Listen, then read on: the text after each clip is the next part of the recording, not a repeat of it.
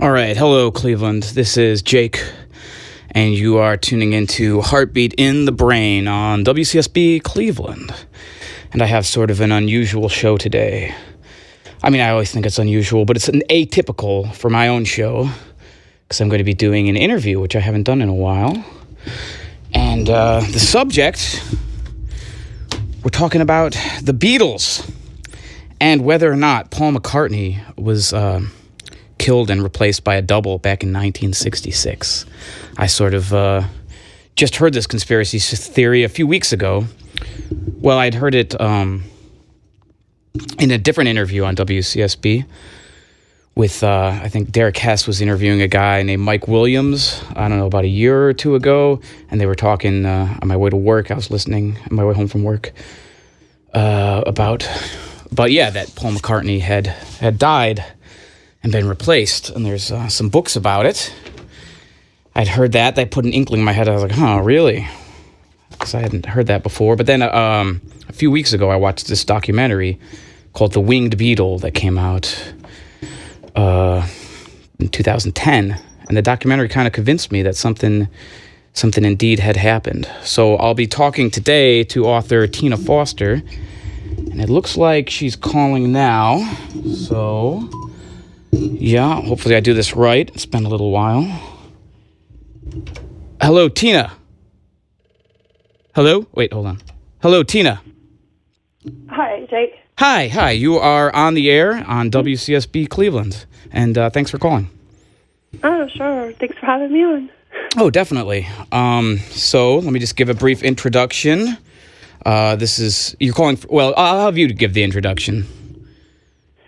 Okay, well, my name is Tina Foster, and I'm the author of The Splitting Image, Exposing the Secret World of Doubles, Decoys, and Imposter Replacements, and also Plastic Macca, The Secret Death and Replacement of Beatle Paul McCartney. And I'm an attorney in the Seattle area, and I've been researching doubles and imposters and Paul McCartney in particular since 2008. And I'm getting over a cold, so I'm a little congested. I apologize.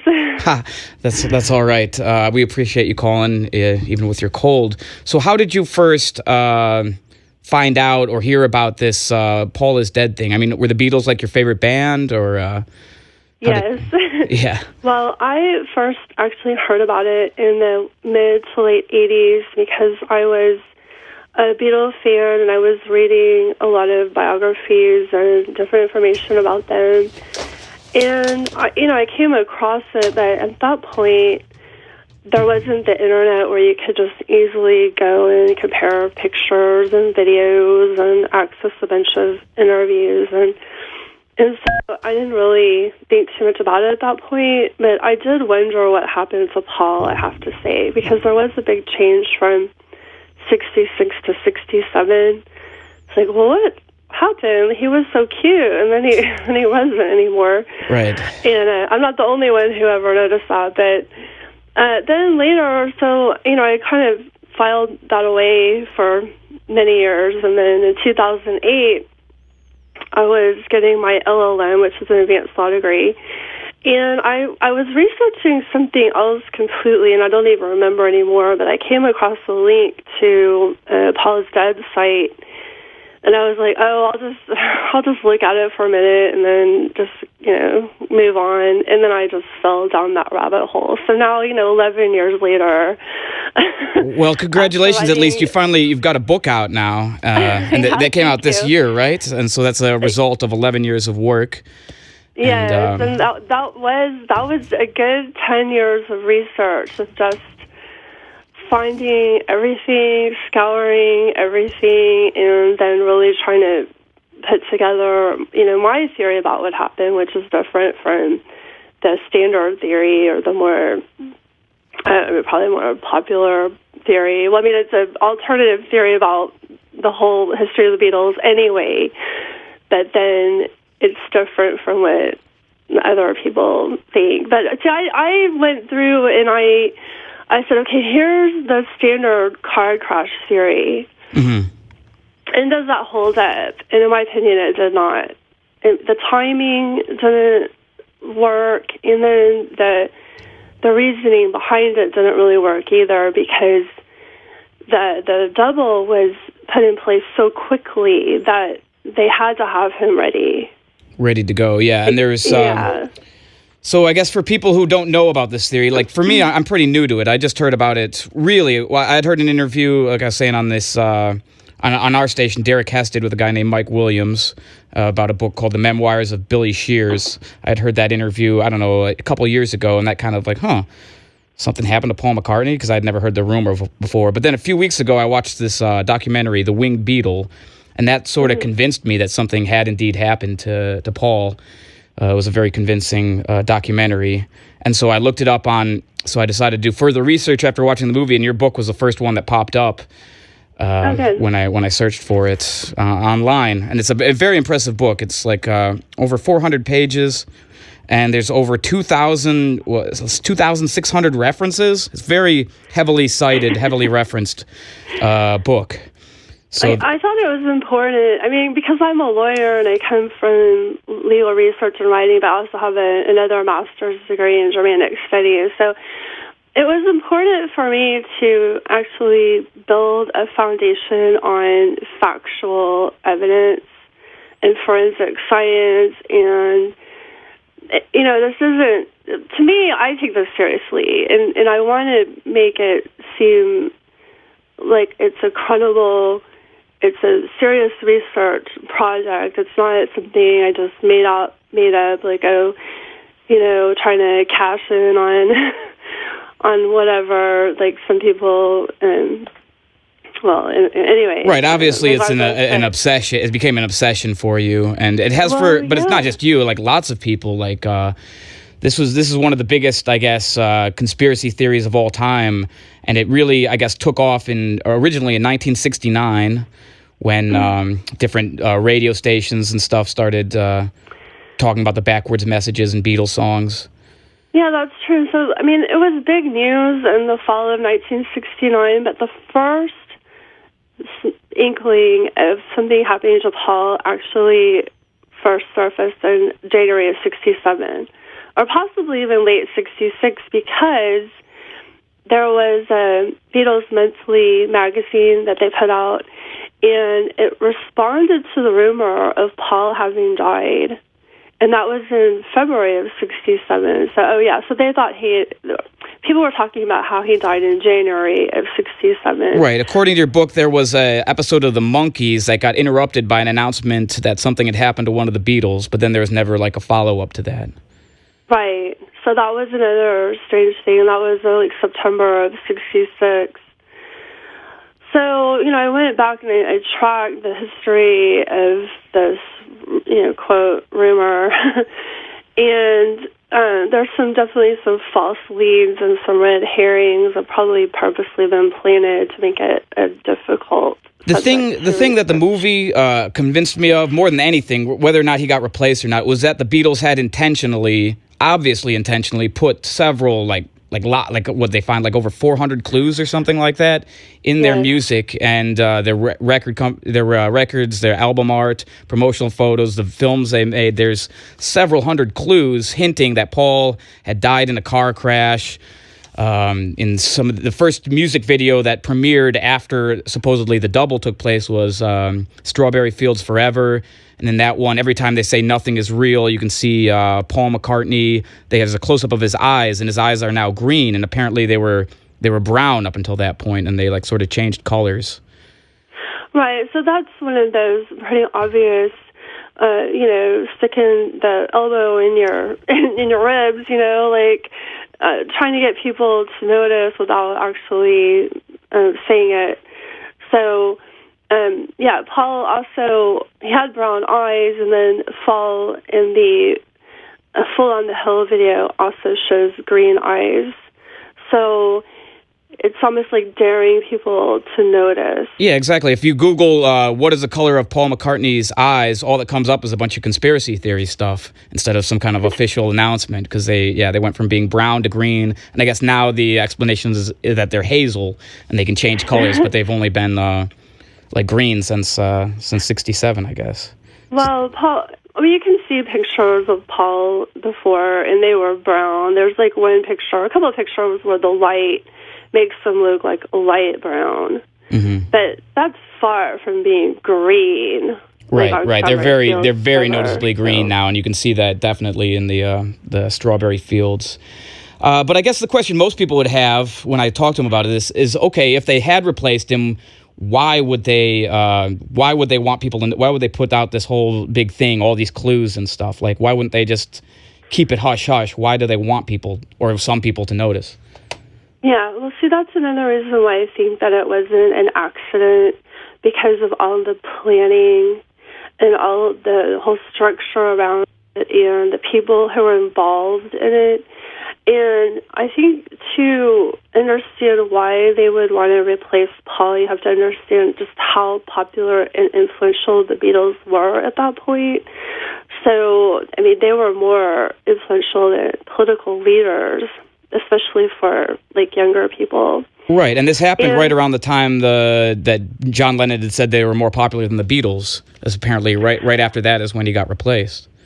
Right. Well, that is true, and that there was more going on because the Beatles were coming out, speaking out against the Vietnam War publicly, saying people who didn't believe shouldn't have to go.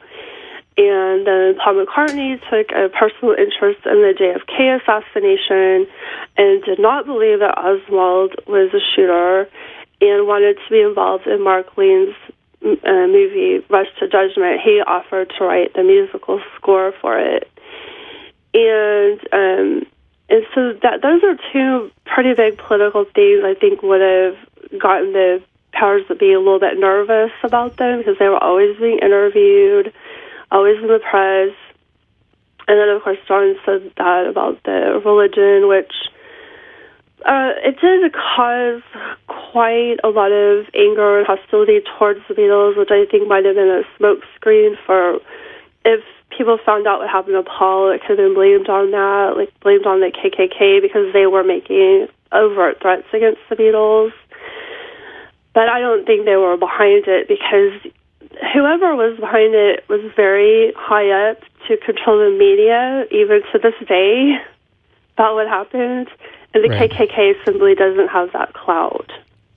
Right, and it's very suspicious, I guess, that the biggest band in the world, who enjoyed an unprecedented amount of fame and publicity, suddenly announced in November '66, I guess it was, that they're no longer going to tour ever again or play live ever again, which is, I guess, one of the big reasons people got suspicious. I mean, that's just such an odd move, of all the money they could be making, you know, the demand for them that, we're never going to play live again.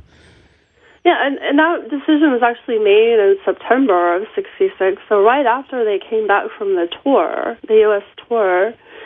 And, you know, it is, why would you decide that when you have to make money from touring? And it's, you know, they had planned to keep touring, as John Lennon even said on that U.S. tour of '66, that they were planning on coming back in '67. They just always did it every year. He said it seemed like it was their summer trip, you know. Right. So they had every intention of coming back, and then they decide not to just a couple weeks later.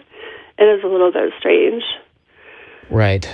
So and then there's all these also mysterious deaths that occurred. Most notably, I guess, Brian Epstein died in 1967, and several Brian other. Epstein, Brian Epstein was the first body, basically, that there were some drug interactions, and it's a red flag, but couldn't find a whole lot on it. But then there was Mal Evans, who was their roadie for 10 years. And, you know, he said he helped write some songs like Fixing a Hole and the Sgt. Pepper, you know, the main Sgt. Pepper song, not the reprise, but anyway, so he was involved with Fall, and he went to Kenya. Well, I guess you better, you're calling him Fall, and that's what you call him in the book, but I guess you better explain to people that when you say, like, Fall is like the fake Paul McCartney, that was like his nickname. Yeah, Faux Paul, and actually John Lennon called him Faux Paul at one point. Right, like a faux pas. Yeah, faux Paul. Yeah, that's pretty. You remember that. But yeah, so we just shortened it to Fall. But So Mal Evans, he was going to write a tell-all book called Living the Beatles Legend, and that he was on the radio in 75 talking about how he had worked on some songs with Fall, and then he was going to publish his book in January of 76, and he was shot to death by the LA police. Right, one of the most suspicious deaths surrounding the Beatles. Yeah, Mal Evans. Because his Beatles memorabilia disappeared. He had a suitcase, disappeared. His photographs disappeared. The book manuscript disappeared. And even his ashes on the way back to England disappeared. Very, very suspicious. And they show that in the documentary, The Winged Beetle, that, he had this manuscript and he was on the phone with somebody. He said, no matter what happens to me, make sure that this book gets published.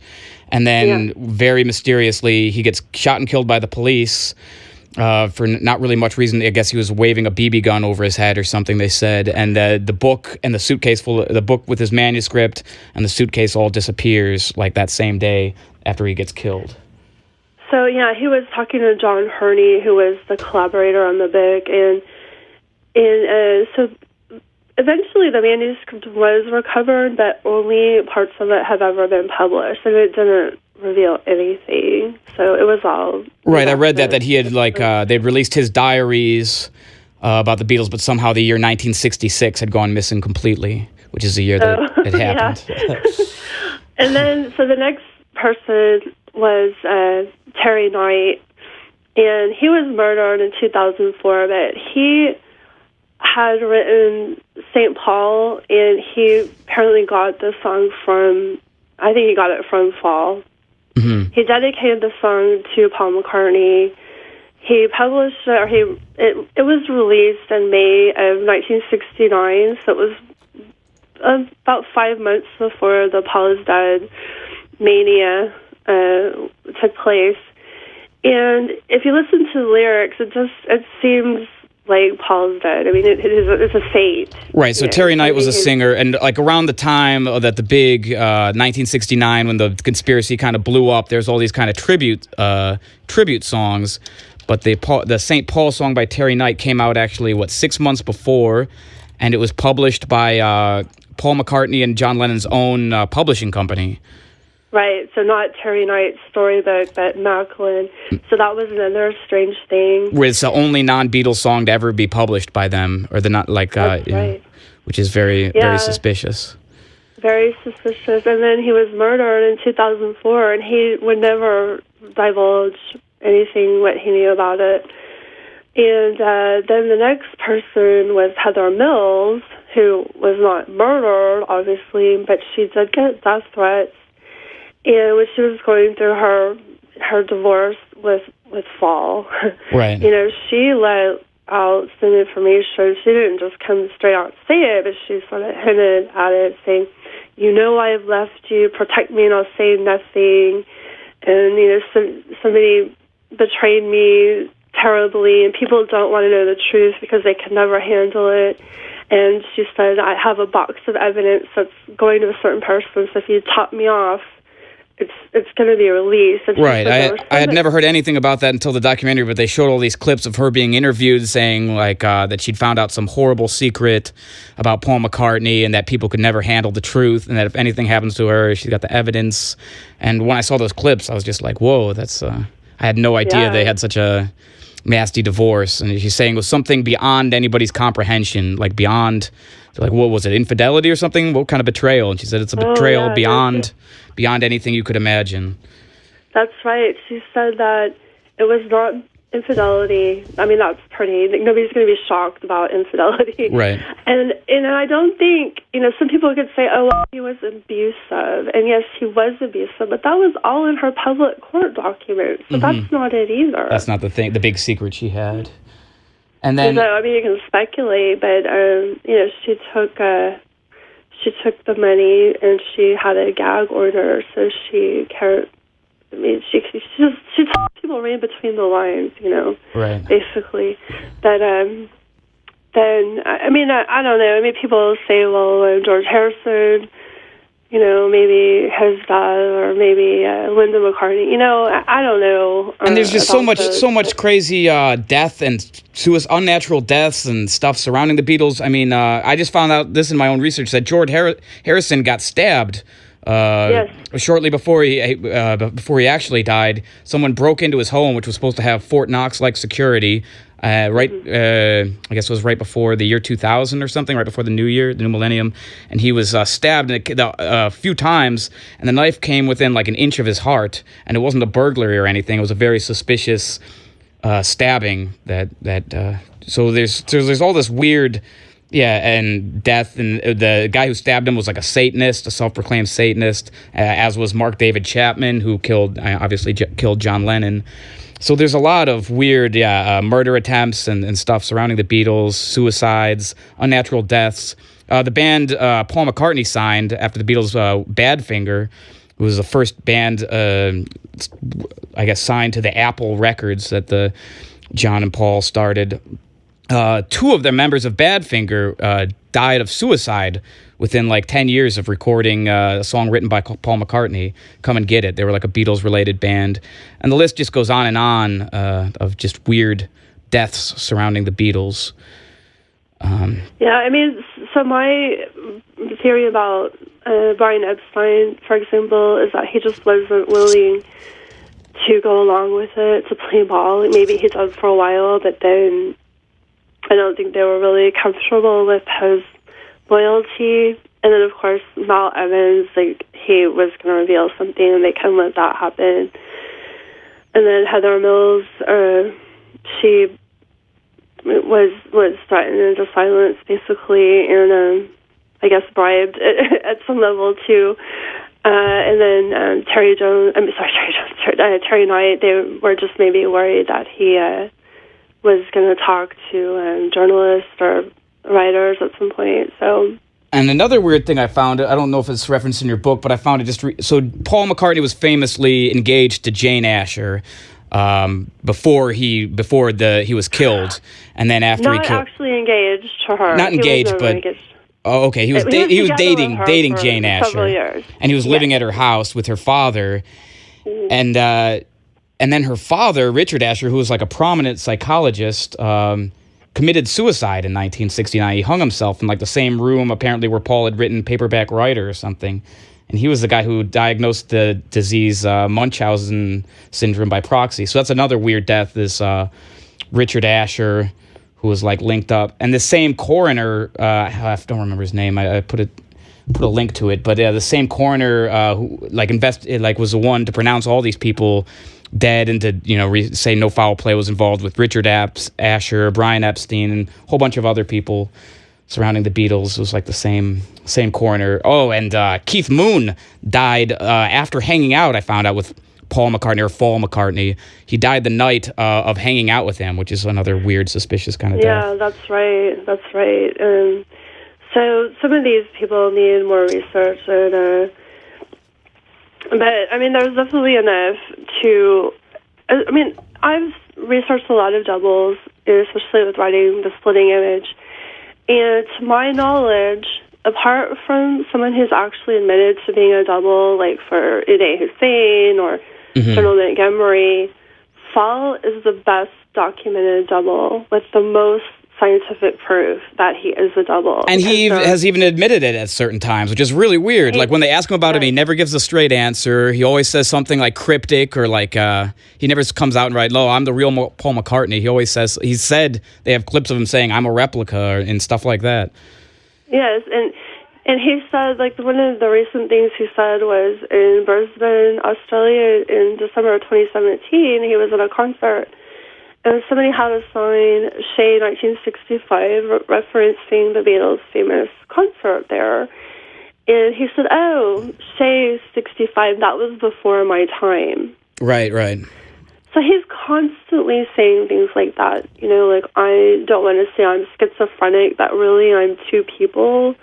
And there's just, I did document a lot of these admissions against interest, in my opinion, what he says. Right. And it's like, like one or two things, maybe it's a joke, but he just admits it. He says, "Well, I'm neither Paul McCartney nor his clone, but I went out last night with your wife. Right. He makes jokes about. He likes to joke about it, or talk around his double speak, sort of. And he's got a habit of like scratching his nose or something, telltale signs of a liar whenever he's asked about the question. Yeah. As they show in the David Letterman interview, the famous one and stuff. And that's right. Right. So So do you have a theory of who? So you don't think it's a clone? They probably didn't have the cloning technology back then. I think they do now, but I don't. They may have had cloning technology. I mean, Dr. Peter David Beater talks about cloning technology at least in the 70s. Mm-hmm. But the problem is that Paul is like at least 5 years older than Paul. And he's older taller. and taller, yeah, right. I saw lots of documentation of that. He's got different color eyes, and he's got all these different facial. And supposedly he's right-handed instead of left-handed, and he had to like exactly. But it is all these differences. Yeah. So I do not think that's a clone, and I don't think it's an organic robotoid either, because they would have made it look more like Paul. So I just think he was a double, probably the worst double that's been put out there. Right. So you've written this other book. Yeah, you've written this other book about doubles. So you've got documentation of like several people who've been doubled, mainly not celebrities, but like politicians or patsies or people like that who've been doubled throughout history. Some of these doubles are really good. Like, I mean, I can look at pictures of like General Montgomery, and he had a famous double named Emmy Clifton James. And they look so much alike. Yeah. It's hard to tell the difference, even if you know that you're looking at a double. But Paul and Paul, it's like, that is not even close. Right. So the big reveal, I guess, was the Sgt. Pepper's cover. That was like a funeral for the old Paul and like a welcoming of the new Paul. That's absolutely right. And their press secretary, Derek Taylor, even admitted that it was a grave. It was a funeral scene. Right, and it's got the left-handed bass is in flowers. If you look at the Sgt. Pepper's, mm-hmm. And if you and there's all kinds of like clues just on that cover alone, hinting at there's like it goes into it in the movie, and the movie is actually going to be screened tonight. The Winged Beetle. I'm kind of having you on as a promotion for this screening that's happening tonight, a free screening at Mayhall's 20 Lanes. If anyone's interested in seeing the Winged Beetle documentary, there'll be a screening of that tonight if you want to see some of the evidence, because the movie lays it out pretty good. I go through a lot of, I go through the clues, like pretty much every clue I can find in Plastic Macca, and I found some clues that nobody else found, like, for example, Diana Dors, who's on Sgt. Pepper. She's the blonde with the gold dress. Mm-hmm. She was in a movie called On the Double, and it was about a military guy who was imposter replaced, and it's pretty similar to, what we think happened to Paul. Right, so that cover was very well planned. Every person who's on there is on there for a reason, basically hinting at the replacement. Yeah, and Aleister Crowley and Bob Dylan. All these people are on there for a reason. Well, I didn't go through every single person, why they're on there, but some of them, like Bob Dylan, there was a rumor that he was killed in a motorcycle crash in '66. Wow.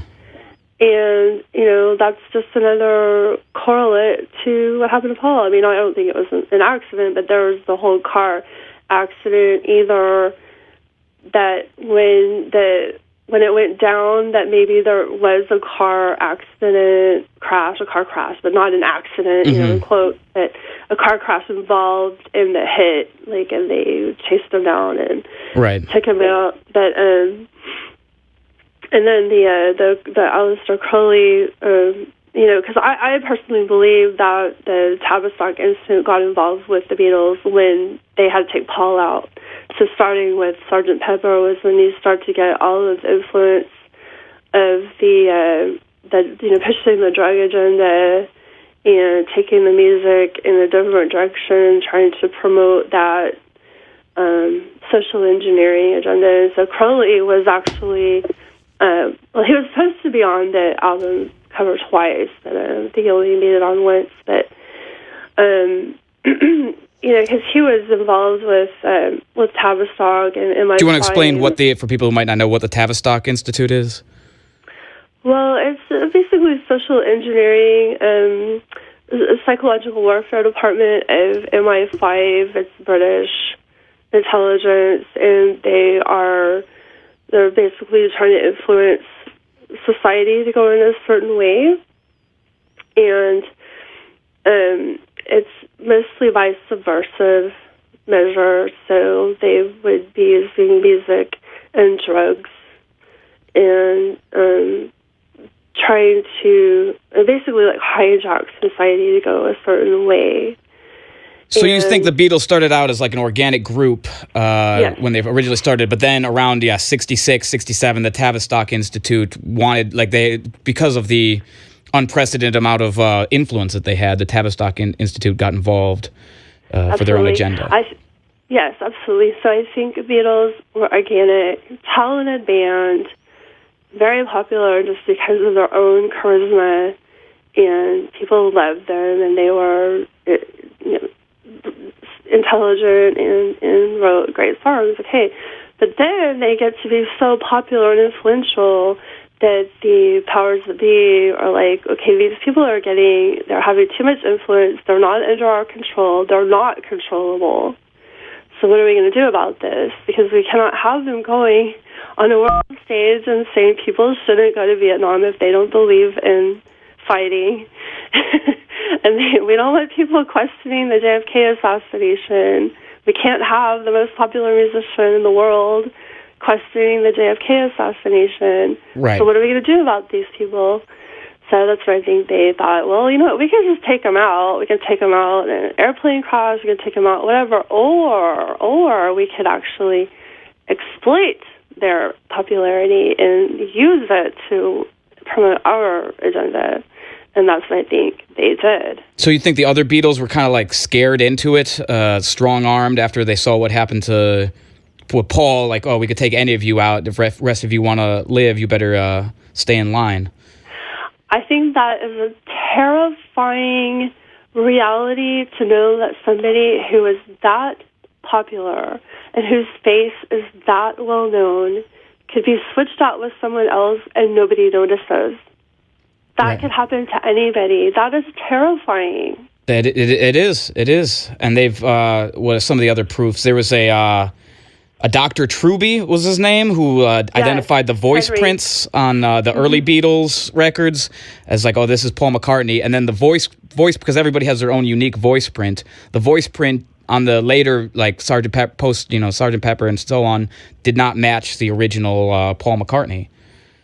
That's right. So voice prints are something you can actually take to court to prove identity. It's considered a unique identifier. And so Dr. Henry Truby, when all of this was going on in 1969, Roby Young approached him, and Roby Young was a radio personality, and he approached Dr. Henry Truby because he was known for doing his voice prints. He was a professor in Miami. And so Truby, did about 20 hours worth of experiments or comparisons on these different songs of, before 67 and after 67, whenever the switch was supposed to have occurred. And he said that Yesterday, Penny Lane, and Hey Jude were all three different voices. So 65, Yesterday was the original Paul McCartney. Mm-hmm. And then Penny Lane was apparently one voice double, and Hey Jude was another voice double. So sorry, Penny Lane was 67, Hey Jude was 68, and there were two different voice doubles. Well, I mean, at least there's one other voice double. Right. It's not the same Paul. Sure. And then another interesting little twist to that, though, is that Truby said that She's Leaving Home, which was 67, was Paul McCartney's original voice print. So apparently he had written that before. Written and recorded it before, September of 66. Yeah, and then it got released posthumously, but it helped to keep the illusion alive that Paul was still with them. Because, Paul's voice, it's like a new song, and Paul is on it. And they may have dropped Paul's songs in on later albums. Mm-hmm. Yeah, because they recorded everything they did.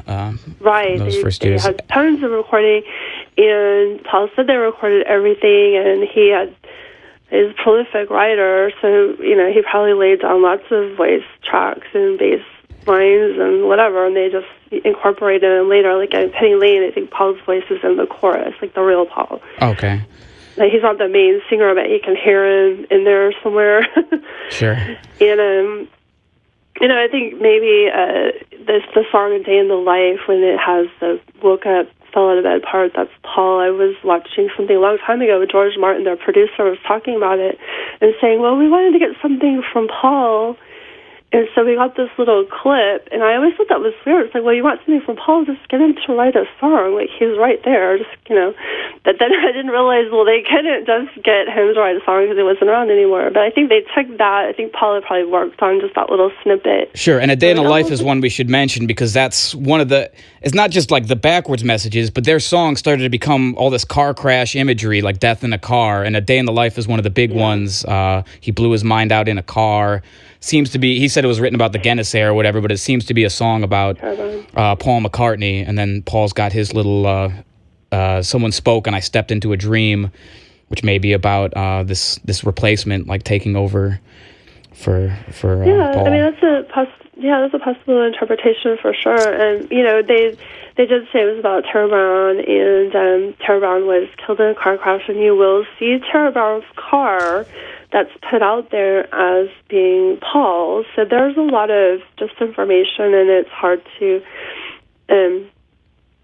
wade through a lot of it. I've been doing it for so long that I know, like, the disinformation that's come out since I started. Right, sure. and it does get to be a bit much, but I guess one of the big obvious things, well, other than the White Album, every record from Sgt. Pepper's like onwards has like the three Beatles in line and then Paul doing something different. For instance, Let It Be cover, all three Beatles have like a white background, I think it is, or black, and they're all facing like to the right, and then Paul has a red background looking straight ahead.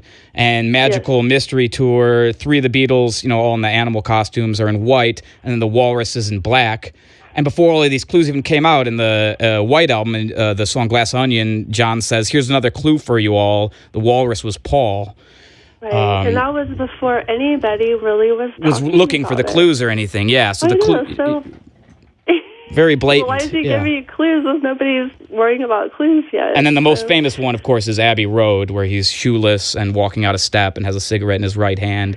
And there's the white... the white car, the white Beetle car in the background with the 28 if license plate. Lots of clues, lots of clues on Abbey Road. But also in all the music videos, you can see like a white car drive through his head at certain points. In Strawberry Fields, I'm the Walrus, and they showed that in the documentary. Like, very strange. All their promotional materials have the same thing about like a white car hitting Paul McCartney. I know, and then Free as a Bird too, which was more recent. They have that video, and there's a big car crash scene in that, too. So it's like something they just keep... And also very suspicious around the time that was like during the 90s, the anthologies things. Paul McCartney, the fake Paul McCartney, recalled like all of Anthology 2. Like he recalled, he spent like $12 million of his own money or something like that. Right as they were about to hit the stores, he recalled and destroyed every copy of Anthology 2. Claiming that the tracks were in the wrong order or something, some preposterous explanation. I don't think anybody would spend that much money if the tracks were in the wrong order, but it was because apparently the original Anthology 2 revealed too much or something. It was actually a song called Apple Star, which was a reverse of the Sgt. Pepper reprise. So you can go and listen to it. I Am a Phony, who did the Beatles movie that you were talking about, the Winged Beetle. I Am a Phony did a whole bunch of work on this. And on the backwards messages, yeah. And so he put it out there. You can hear the raw reversal of the Sgt. Pepper reprise, but then I Am a Phony did like a really nice studio version of it. But he did put something in there that wasn't in the raw reversal, which I don't personally like. I don't like planted evidence. It just tends to discredit like all the other research. But anyway, like Apple Star, it was a fake mustache, and you can hear that in the reversal. Like, it's very clear to hear that. And I don't know if you... Right, and in that documentary, they even show, like, George Martin stuff, like, admitting that they put backwards messages into the song, that they were experimenting with backmasking in music. I mean, well, there is that. And if you look at Revolution number 9, and if you play it backwards, it has the car crash, and it has the funerary music, and it has all this stuff in it. But there's also just reverse speech, which is, according to Dr. or I'm not sure if he's a doctor, but John David Oates, who is a researcher into reverse speech, and he says that it will actually reveal the truth. And they've even used it in police investigations in Oregon. But so there are two different things going on in the reversal of the reprise is telling you that it was a fake mustache. And if people don't know, around that time, Paul McCartney started wearing a fake mustache, I guess, and very colorful clothes, maybe to disguise the fact that he looks so different. Absolutely. And one of the forensic scientists, Carlesi, she and Govett Sunny did like this forensic study of Paul and Paul, and said down there like 6 differences. But she even hinted at that the fake mustache was there to hide his nasal spine, that it was different.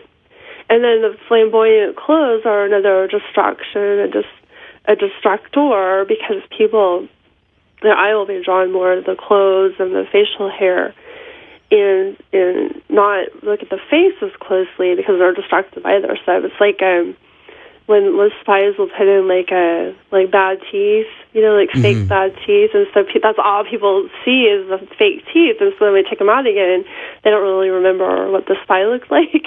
Right, and so this new Paul, the Fall, he had like a longer face, and John Lennon even says in "I Am the Walrus," naughty boy, you let your face grow long. So there's all these clues, like even forward that.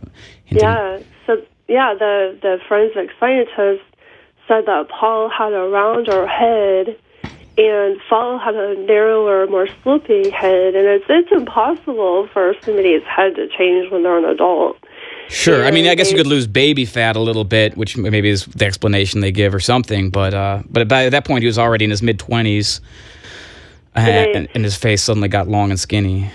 Yeah, and they also said that there are pictures of his head being made rounder, and on the Let It Be cover, all of their pictures have been made rounder, and that's to disguise the fact that Paul. Right, and they all grew facial hair out around that time too.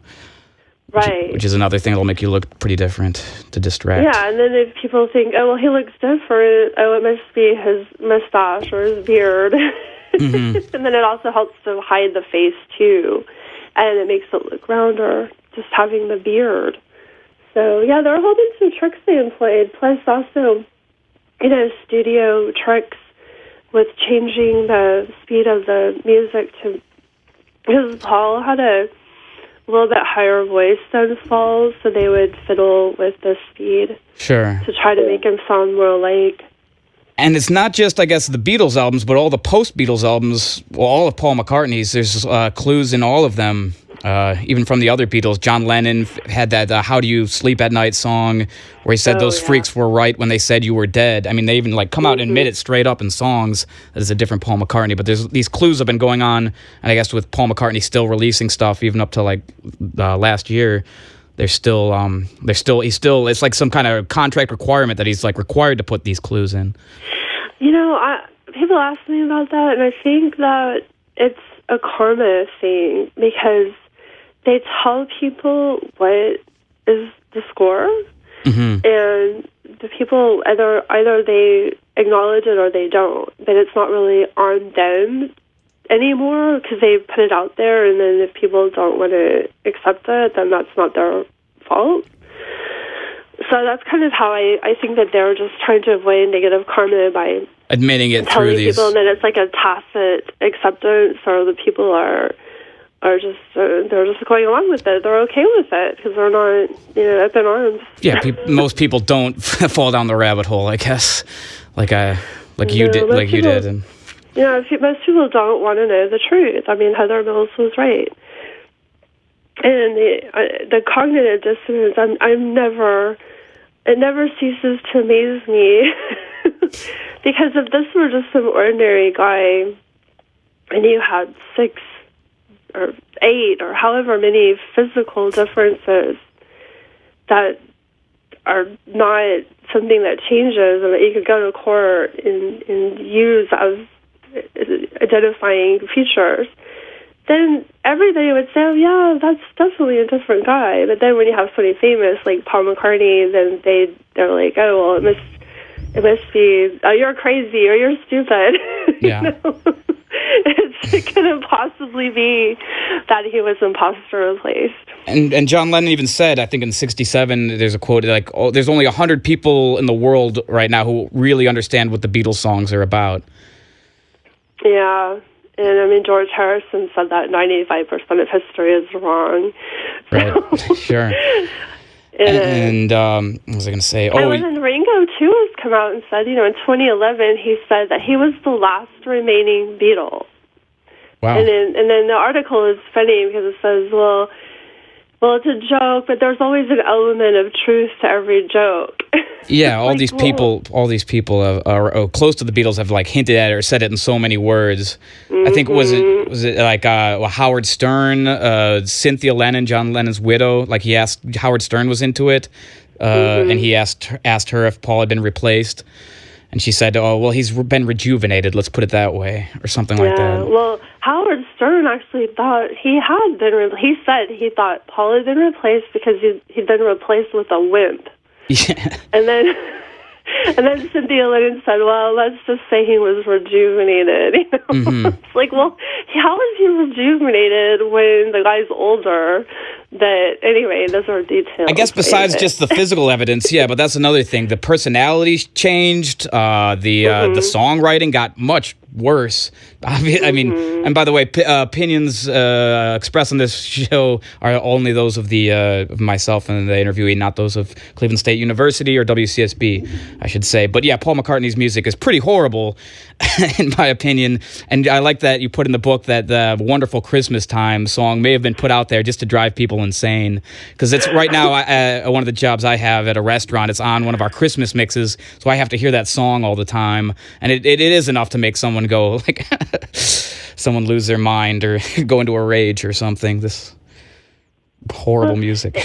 Yeah, I mean, it's confusing. I put in the book about how musicologists are confused about how Paul was an obvious genius with writing Yesterday and Eleanor Rigby and all very high-quality songs.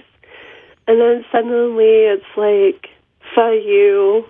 And, the frog chorus, like, what happened? Like, that never happens to a musician. They get worse like that, Yeah. But so fast. He doesn't have the chops, I think he had some material from Paul before. And probably people are writing the stuff for him, like probably. And that's another possibility too, ghostwriters definitely, because Denny Lane helped him with Mull of Kintyre, and Mal Evans helped him with Fixing a Hole, and Linda McCartney was helping him with songs, and then Paul was desperate to work with George Harrison, and George Harrison was like, no. Yeah, the other Beatles didn't want to have, like, other than Ringo maybe, the other ones didn't want anything to do with him really after the Beatles split up. Well, even Ringo was like, back off, Boogaloo. But, Paul did not need anybody to write with him. Like, of course, he wrote with John Lennon, but he also wrote songs on his own. He wrote Yesterday totally on his own. Mm-hmm. Nobody else was involved in that song. And, like, Paul will say, oh, he dreamt it up. But it's like, I went through the history of that song, and it was like, Paul wrote that song. Paul has to come up with a reason why he can't write another song like that, so he has to have some sort of, like, paranormal experience. Like, it has to be paranormal to explain how he came up with that song. But so he dreamt it, like God gave it to him or something. But I mean, it does happen that people dream songs. I'm not saying it doesn't, but that's just Paul's excuse or whatever. Right. And this fall, he doesn't. I guess like some of the other clues are that he just kind of separated from everybody that Paul was close to. Paul is like he didn't even attend his own father's funeral. Yeah. Like didn't associate with his family much anymore after that. Yeah, and you mentioned early on that he was together with Jane Asher, or Paul was, and then there's the switch, and Jane was still together with Paul because her family, I mean, this could have been an arranged relationship, because they were both in show business and helped each other's relationships, or, helped their business or careers or whatever. I mean, I'm not saying that's for sure, but Jane Asher was definitely with Paul, and then she was with Paul. And she never really looked happy with Paul, but she played along with it for whatever reason. And you see in the picture just their height differences and stuff, some of the main evidence. Yeah. Huge height difference, yes. And then, it's like they have an engagement party. I'm not sure why they were going to get engaged, but Paul was just hanging out with Linda Eastman the whole time. And Jay Marks was at the party. And who's Jay Marks? Jay Marks co-wrote a book with Linda Eastman, and so he was at this engagement party. Oh, okay. And Roby Young was the one who related the story, but it was actually Jay Marks who was at the party. And he was asking, and he noticed, he thought it was weird, like, why is Paul McCartney, he's not paying attention to Jane Asher, why is he over there with that girl at the camera? And then the journalist was like, oh, that's a different Paul McCartney, it's all very hush-hush. That's his girlfriend, because, Paul was together with Linda Eastman before, and then they just had to transition it slowly somehow, and so, taste of women is quite different, too. Right. Yeah. There's so many different people who've said, yeah, it's not the same guy. And I guess another of the big things, or maybe the reasons that they switched him out, is the drugs thing. Because the original Paul McCartney, it says here in the book, they were trying to get him to take acid for about 18 months, and he always refused. The original Paul was not that into drugs at all. And then suddenly the new Paul McCartney comes out in 1967, and he goes on TV and does a bunch of interviews, like promoting acid, basically. Very disingenuously, too. If you watch, these clips are all on YouTube. The Paul McCartney in 1967 talking about acid and saying, well, it's because you guys are interviewing me is why I have to say it, I have to tell the truth. I took acid and all this stuff. Yeah, very disingenuous. Like, he doesn't have to say that on camera at all, obviously. But after he does that, like, lots of people start dropping acid because the Beatles are into it. And George Harrison says in the book, there's a quote from him in your book, like, I found it very odd that Paul had refused for 18 months, and the next thing I know, I flip on the TV and he's talking about it.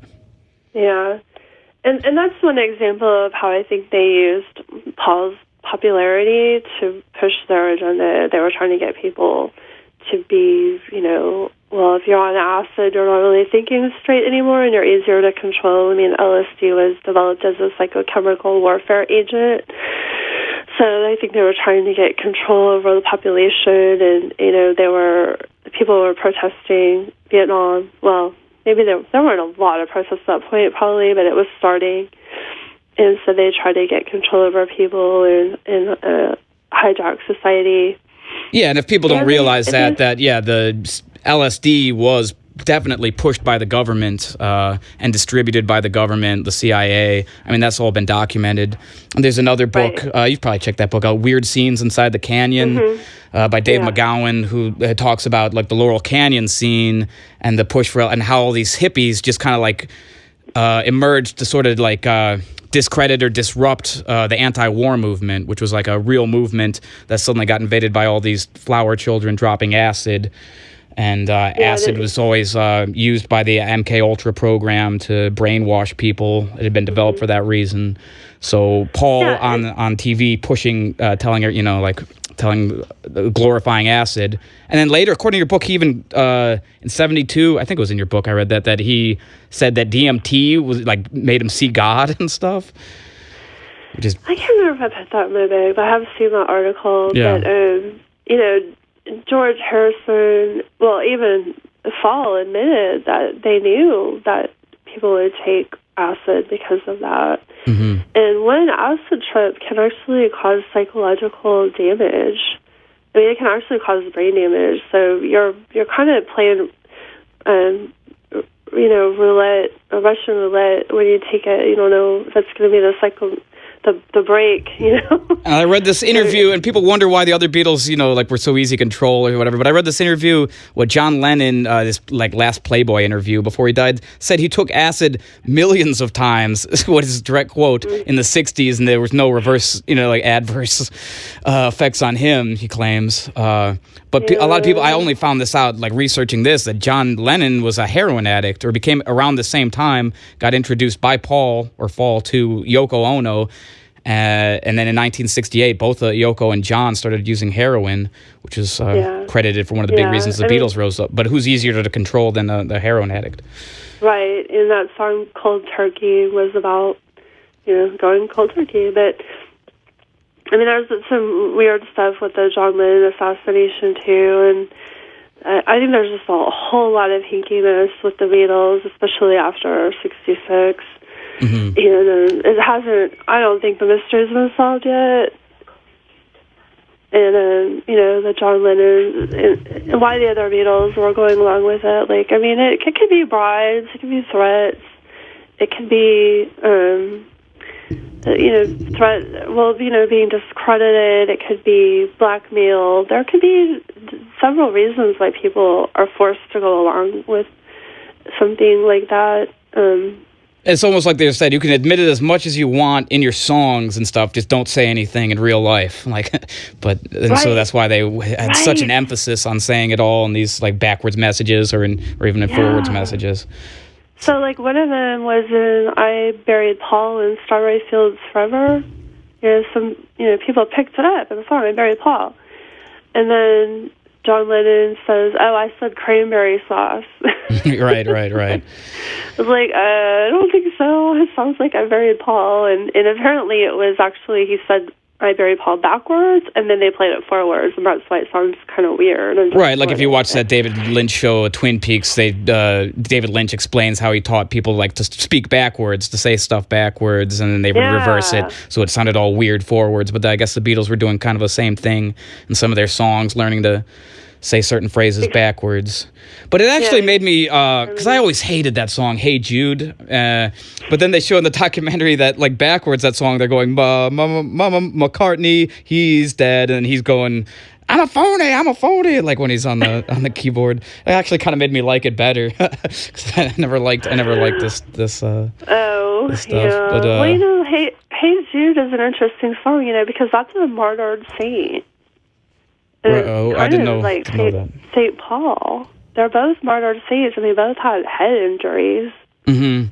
And John Lennon said that by the year 2000, people would be worshiping St. Paul or something like that. In the documentary, they show that quote. Paul like Jesus Christ or something. And I don't know. I mean, it's as far as proof that Paul was replaced. I mean, it's pretty hard to refute. If you believe in science, it's right. You mentioned that. You mentioned that. Was it 2009 that those forensic scientists, I guess it was in Italy, put out that article? Yeah. Why would I tell you? Yeah, and they're two legitimate forensic scientists. They go to court and they'll prove identities or disprove, and they actually set out to prove that the Paul is dead rumor was a hoax and there was nothing to it. And they ended up surprising themselves. But, that article came out, those of us involved in the Paul is dead research thought, oh, finally, this is it. How are people conclusive evidence, yeah. How are people going to argue against this? And, they definitely found a way to dismiss it.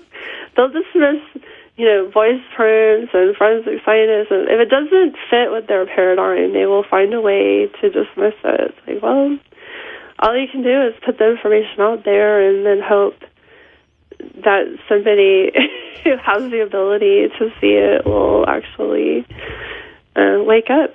And I should mention that you are listening to WCSB Cleveland, and I have author Tina Foster, an author and lawyer, on the phone. She spent the last 11 years researching The Paul is Dead, The Secret Death and Replacement of Beatle Paul McCartney. And she's put out this book, Plastic Macca. And that's his nickname, right? Macca is like Paul McCartney's nickname? Because I didn't know that. Yeah, short for McCartney. McCartney, so. right. And also, she put out this book, The Splitting Image, Exposing the Secret World of Doubles, Decoys, and Imposter Replacements. And there was a couple people earlier who were trying to call. Are you willing to take callers if people have questions? Sure. So if I didn't, whoever was calling before, if you have any questions for Tina Foster, you can call in now, 216-687-3515, and I'll put you on the air if you have any questions about this, about her books or about Paul McCartney being replaced. And like I said, I was pretty new to this. I hadn't really heard anything, but this documentary I watched a few weeks ago pretty much totally convinced me. All right, so we have a caller. So hold on a second. WCSB, you're on the air. Yeah, I was wondering if you guys know where I can get some lysergic acid diethylmide. I don't know. No, I don't know. I think that's just a... Tina, are you still there? I don't know if picking up that other caller accidentally dropped her call. Are you still with me, Tina? Oh, I'm sorry. I guess I don't know why that would happen. I'm not used to I haven't done an interview in a while, but when I picked up that other call, it seemed to have dropped Tina. So Tina, if you're out there, call back and we'll try to get this right. My first time doing an interview in a while. Whoops. Well, hopefully she'll call back because I had a few more questions. And if you have any legitimate questions. Anyways, if you want more information about this, or if you're interested in seeing the documentary, it will be showing tonight on... it will be showing tonight at Mayhall's 20 Lanes. Hi, Tina. Is that you? It is. I haven't done an interview for a while. For some reason, when I picked up the other call, it dropped you, and I'm not sure why. There must be something I'm pressing wrong. I don't. Normally, this is a music show. It's a conspiracy, but that one wasn't really a legitimate question. So, but anyways, yeah. So thank you for coming on today. And thank you. I guess a couple more notes I had here.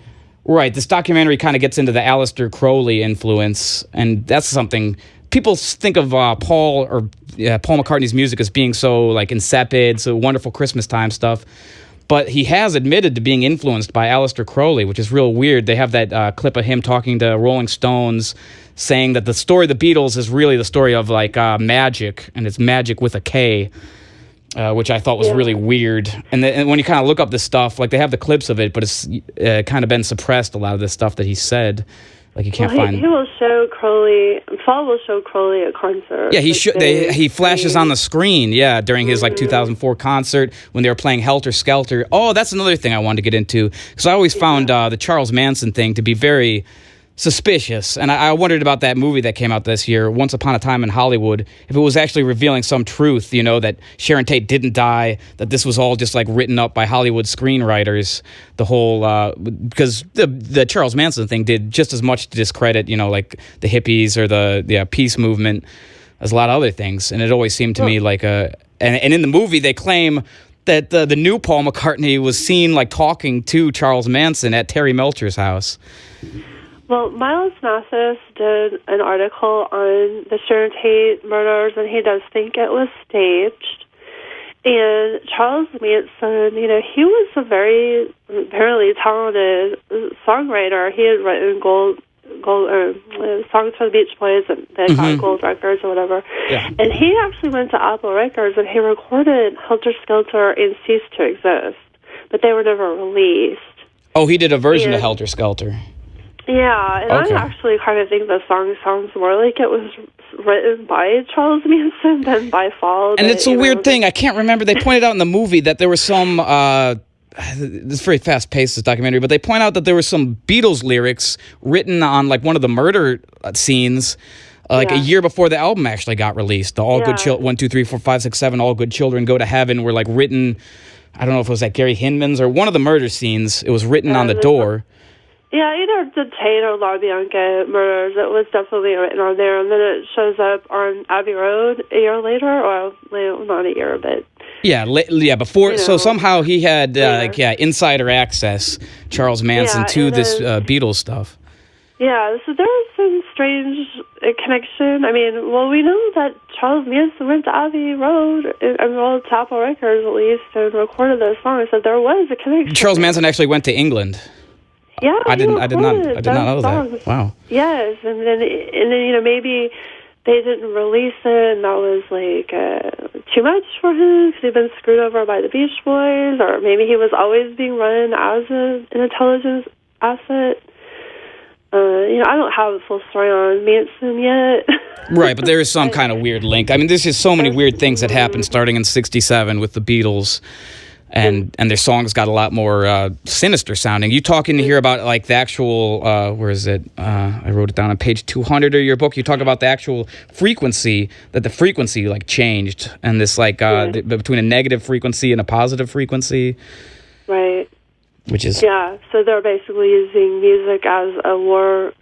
They're weaponizing music basically to put bad vibrations out there and stuff. Mm-hmm. And that always creeped me out. Some of the later Beatles songs, and that's a Paul song. Even when I heard it as like when I first started listening to the Beatles, that Maxwell's Silver Hammer. Mm-hmm. There seems to be a lot of like creepy type songs trying to make murder sound fun and stuff. Yeah, I mean that's a really dark song. I know the other Beatles thought it was fruity. Oh, the other Beatles apparently hated both George and John said it was the worst song they were forced to record with the Beatles in 2 different interviews. I saw that they hated recording that song. I actually think that the Maxwell Silver Hammer, I think the Silver Hammer probably has some symbolism I haven't dug up yet. I've only seen it referenced once. A silver bullet? I don't know. Maybe something, but it's Silver Hammer. Like it might be some sort of Masonic thing. I'm not sure. But that needs to be researched more. See, this whole story is not solved yet. I think I have a good handle on some of it, which I put in the book, but the story is not over. So are you hoping he'll maybe admit it before he dies or something, or come right out? It's probably not a good possibility at this point, but we're like 50 years down the road. Right. I don't think he's going to ever admit it. I think... he's admitted in so many words, I'm a replica and stuff, but never just come out and tell the whole story. Yeah, I mean, he's already admitted it. It's really up to the people to kind of figure it out now. Like, even if he did say on his deathbed, I'm not the real Paul McCartney, well, people will just think he's joking. Yeah, anyway, in his old age, his Alzheimer's, he went senile. Oh, Lord, what a mess. Right. Did you have any more questions, or? I got another caller calling in, but I'm afraid it's going to drop you again when I put him on. I'm not sure what I pressed wrong here. I could try to take this caller. Let me try to do something different than I did last time. All right, if I drop you again, all right, hold on. I think I might have it, and it dropped her. Do you have any questions for Tina Foster? You're on the air. Yeah, guys, I called him before. I was able to score some bladder, man. It's the same guy. It's the same guy. All right. Well, I'm not a professional interviewer, I guess, because I don't remember this being the case, that when you pick up one call, it drops the other one. So I guess nobody out there has any serious questions. Serious questions. Just the guy trying to score acid. WCSB, you're on the air. Yeah, double-click her in till the lock icon shows, and then you can take as many calls as you want. Double-click her on the air. Double-click? Wait, say that again. What do you mean? You double-click when you have someone on the air. Double-click till you see the lock, and then you can keep her and take other calls, and it won't drop. Oh, so I have to hit the button, like I'm hitting the button that says twice. number 1. I have to hit it twice. When she calls up, you would hit twice and then lock it in, and then other calls could call in. Hit it twice. Okay, yeah. I did not. You'll see the lock icon. The lock icon. Okay, thanks for keep her going. Thanks for letting me know. Yeah, I'd like to keep it going. All right, good advice from a fellow DJ on how to do that. Much appreciated. Well, we'll see if Tina doesn't call back, then I guess I was about to covered everything. But yeah, tonight at Mayhall's, there's a double feature. The Winged Beetle documentary is screening at 8 p.m., which kind of shows all this evidence, shows the Aleister Crowley influence. And then at 10 p.m., I'll be showing The Ruddles, All You Need Is Cash, which is a Beatles parody film made by Monty Python and by Saturday Night Live in 1978, featuring Bill Murray, and George Harrison actually produced it. Pretty funny movie. So that's happening tonight, totally free. I guess, yeah, she's not calling back, but that was pretty much the end of it. All right, let's play a song by The Fall, not Fall McCartney, but The Fall, about replicas.